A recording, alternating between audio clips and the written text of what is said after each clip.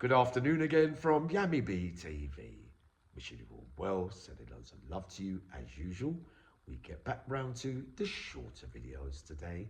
And the neck of the woods we're going to be talking about is Bristol stroke Gloucester, if my memory serves me correctly.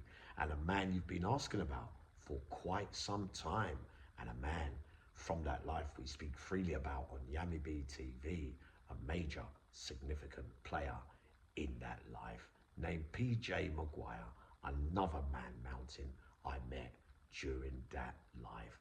Now, a bit of background. PJ Maguire, I believe, was related to Jermainrowbottom in some kind of capacity. Whether he went out with his cousin or vice versa or sister, I can't really remember.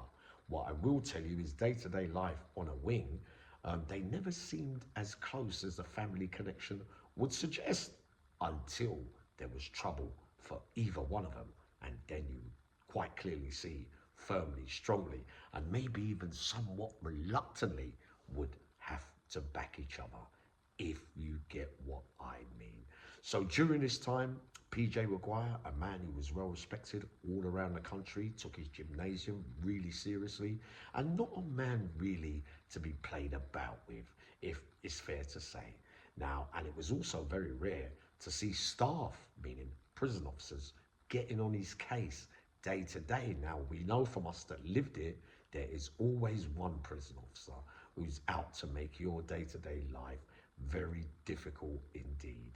Now, very rare, like I just said, that someone would be looking to make PJ Maguire's life day to day very unhappy for him. Like I said, there's always one. So during this time, there was one. And things like going up the stairs from the ones, that prison officer, Mr. A will call him, who'd stop at the top of the stairs. No, you can't come this bang up now, Maguire, get behind your door.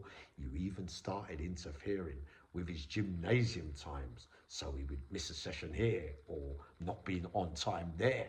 You know, that kind of thing. And on this particular, the last straw was that he said to PJ Maguire, clean up, right? So when you get cell cleans, weekends normally, say Saturday mornings, that kind of stuff. So you get your mop and bucket, you have to sign it out in your name when you go to the broom cupboard where a member of staff would be there or an inmate for the equipment. So it was during such this time. So PJ Maguire's must have just finished cleaning his cell. So when you sweep up, instead of putting it into the dustpan and emptying in the bin, there's a little bit of rubbish outside his door.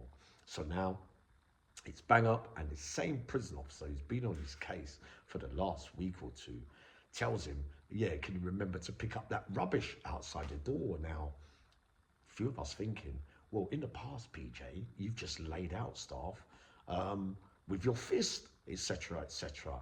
But for some, no, he didn't have that long left, or something was coming up, because that favourite saying of, oh yeah, okay then, cool, I'll eat what you're saying today. There's many ways to skin a cat, and these are the words that he used. So, you know, with a little shake of his head, he went down and cleaned up the mess and put it in the dustpan and threw it in the bin. Later on, when he muttered those words, many ways to skin a cat, I believe the next day, the PO came in, this prison officer, and PJ Maguire said to him, I hope you enjoyed cleaning up your rubbish outside your front door last night. Yeah, it's PJ. What's all that about? Now, I believe that PJ had a metal scrap business or concrete business on the outside. Somehow or another, he's got his address and got somebody to tip allegedly, a whole lot of rubble and mess outside this prison officer's front porch, if you get what I mean.